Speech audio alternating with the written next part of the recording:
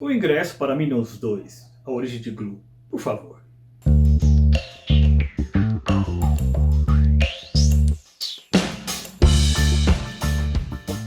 TV Bula no ar. Eu sou o Ademir Luiz, o seu segundo malvado favorito, e hoje vamos aproveitar o fato de que Minions 2, A Origem de Gru, tornou-se uma espécie de fenômeno cultural para pensar por que esses personagens tão estranhos e tão divertidos da franquia Meu Malvado Favorito tornaram-se chaves interpretativas para a condição pós-moderna. A franquia Meu Malvado Favorito começou em 2010, teve uma continuação em 2013 e depois outra em 2017. E basicamente é uma história de redenção. Conta a saga de um super vilão, de um mega vilão que tenta roubar a lua chamado Gru.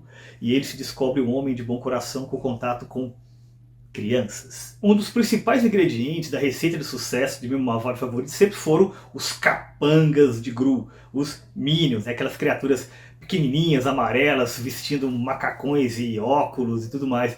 Tiveram tanta repercussão, chamaram tanta atenção, viraram figuras icônicas que acabaram ganhando seu próprio filme, lançado em 2015. E agora nós temos a continuação, Minions 2, A Origem de Gru, que conta, né, a relação que eles tiveram com o Gru desde ali da infância. E esse filme tornou-se um verdadeiro fenômeno cultural.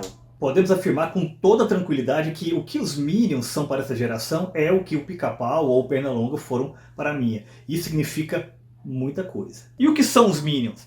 Basicamente fica estabelecido aqui no comecinho do Minions 1 que eles são criaturas que existem desde o início dos tempos e que têm um único propósito: seguir, servir, ajudar a figura mais malvada que eles conseguirem encontrar. Isso estabelece-se sempre, né, pelo elemento de força. Quando eles veem que alguém é forte e que pode provocar maldades, né, eles vão lá e seguem. Siga o líder. É claro que isso tem uma relação com essa tendência atual, essa tendência pós-moderna de relativizar o mal. No momento em que a Cruella não é mais cruel, a Malévola já não é mais má. Né? Os Minions eles podem até servir os maiores vilões de todos os tempos, que vão desde Tiranossauro Rex até ditadores do século XIX, século XX. Mas isso é irrelevante, isso não importa. Por quê? Porque eles são fofinhos, engraçadinhos, são figuras extraordinárias, carismáticas e por aí vai. Ou seja, é a aparência vencendo a essência. Muito mais do que a banalidade do mal proposto pela Hannah Arendt, nós temos aqui a diluição do sentido do que é mal. E falando da essência, aqui nós temos uma questão fundamental, que é a seguinte: descobrimos nos filmes que Gru ele queria ser um vilão desde criança. Ele era fascinado pela ideia do poder que a vilania dava. Temos aqui talvez um diálogo com o artigo Fascinante Fascismo da Susan Sontag, em que essa ilusão da força, né, que o fascismo dá acaba seduzindo alguns indivíduos. Talvez o Gru caminhe por aí, porém tem um problema muito sério para resolver, que é o seguinte: ele se descobre uma pessoa de bom coração, ele se redime, Gru ele abandona a vilania. Ou seja, aquela sensação, aquele desejo de ser um vilão não era algo inato a ele. Os Minions não. Os Minions, desde a aurora dos tempos, eles são figuras que o único propósito é seguir o mal. Ou seja, eles são a essência do mal. Gru não. Gru é alguém que queria ser mal e se descobriu bom. Os Minions, problema. Aliás, com relação a esse primeiro encontro entre Gru e os Minions, temos aí um problema sério de continuidade. No Minions 1 ficou estabelecido que eles se encontraram no finalzinho ali da aventura relacionada ao roubo da coroa britânica, da Elizabeth II, em que os Minions ficaram muito impressionados com aquele garoto tal, que tinha muito talento para o mal, aquela coisa toda, tal, um grande inventor e por aí vai. E o seguiram, inclusive o Gru não queria, tenta se livrar dos Minions, mas não consegue, e enfim, se estabelece que aquela parceria foi até a vida adulta. Porém, em Minions 2, isso foi modificado.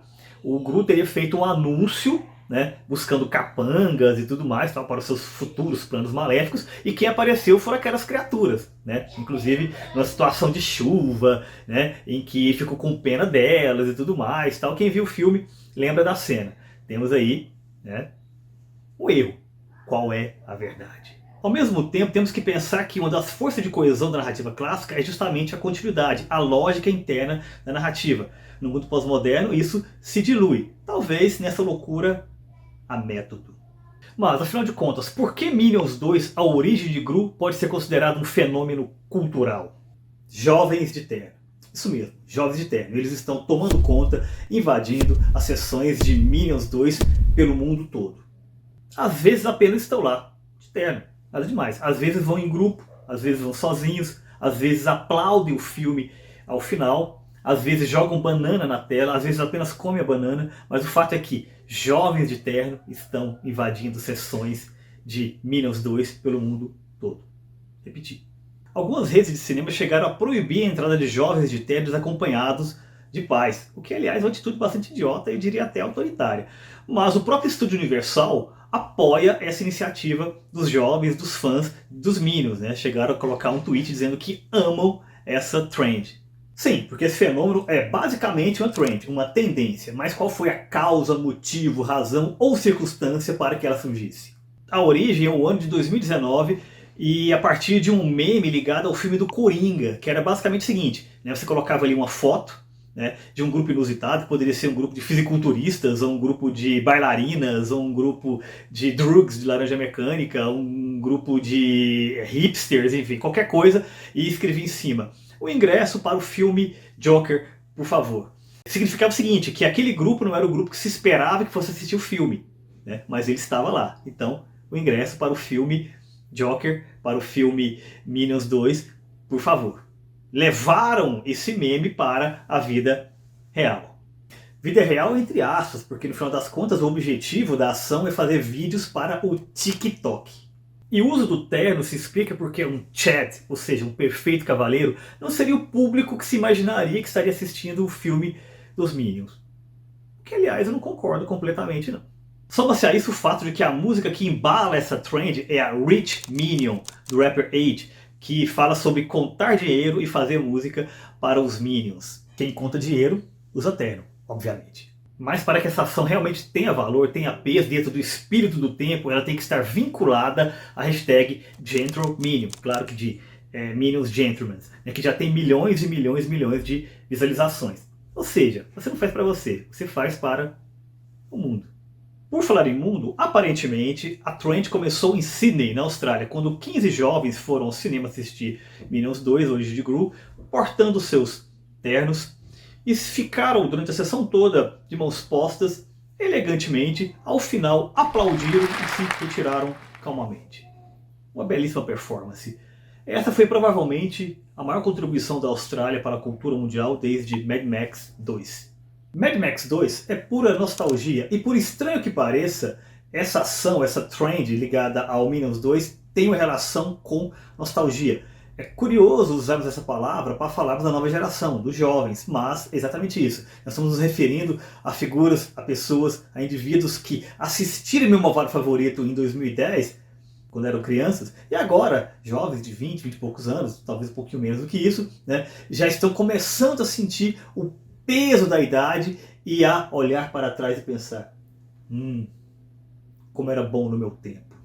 Nostalgia, ou a simulação estética da nostalgia. Neste livro aqui, Micro Tendências, escrito por Mark J. Penn e E. Kinney Zalerny, nós temos um capítulo que é dedicado aos adolescentes. E um dos capítulos é Jovens Tricoteiras, em que ele discute o fato de que houve um aumento gigantesco de pessoas, muito jovens, interessados em tricô.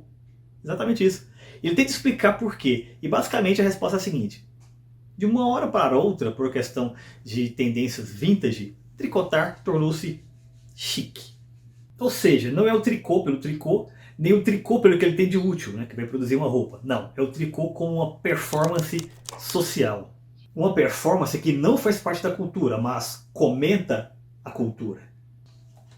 E é muito evidente nos filmes dos Minions que boa parte da narrativa se sustenta em citações de outros filmes. Isso é muito pós-moderno. É muito complexo e controverso estabelecer limites entre modernismo e pós-modernismo. Dezenas, centenas, até milhares de livros foram feitos sobre isso. O debate está completamente aberto. Mas acredito que, e aí eu me apoio em Peter Gay em seu livro Modernismo, uma coisa é fato. Aquele diálogo entre a modernidade e a tradição, em que um complementa o outro, existe ali a ideia de superação, no pós-modernismo, a partir da década de 60, sobretudo, se dilui. O que nós temos agora é fundamentalmente um jogo estético. E o Minions é exatamente isso. Quando ele faz referências, o que ele está fazendo não é exatamente um diálogo com a tradição, que seja do cinema, da cultura de modo geral, tal, mas apenas o estabelecimento de um jogo estético para o entretenimento imediato do espectador do filme, que usa terno. Sim, ele usa terno, mas ele usa terno só ali. E eu poderia me remeter agora ao Rebelião das Massas do Ortega y Gasset, falar ali do rapazinho satisfeito, aquela coisa toda. Mas aí também já é demais, né? Vou ficar aqui na superfície, de boa, afinal de contas é apenas um desenho. Tudo tem limite, né? Até minha chatice. Mas veja pelo lado bom, pelo menos eu não cedi a tentação fácil de citar modernidade líquida. Até esse desejo de parecer intelectualizado usando o óbvio tem que ter limite. Outra ajuda filosófica.